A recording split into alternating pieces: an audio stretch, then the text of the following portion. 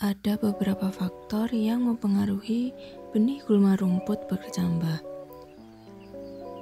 yaitu suhu, tingkat kelembapan, dan dormasi.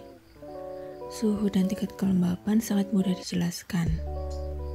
Tapi, apakah dormasi benih itu? Dormasi benih menentukan waktu munculnya rumput gulma. Dormasi berarti benih tidak akan berkecambah segera setelah tertanam, bahkan jika kondisi lingkungan yang benar terpenuhi, seperti benih yang tertidur. Dormasi primer terjadi ketika benih masih berada di tanaman induk. Saat tanaman induk rumput gulma menjatuhkan benihnya, tangkai sudah dalam keadaan tidak aktif.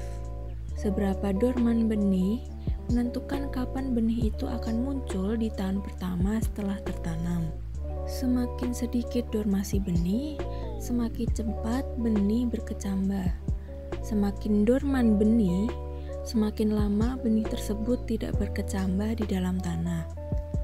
Lalu, bagaimana benih menjadi lebih atau kurang aktif daripada benih yang lain?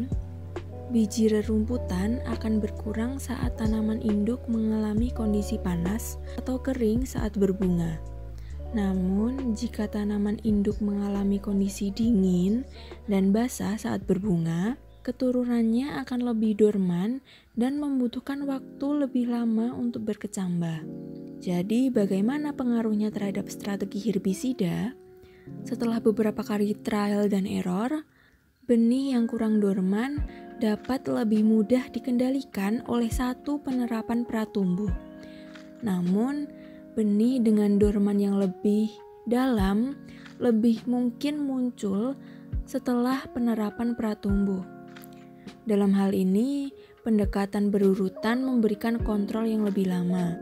Sementara itu, dormasi sekunder terjadi setelah benih jatuh oleh faktor lain, seperti penguburan yang memaksa benih tersebut tertidur.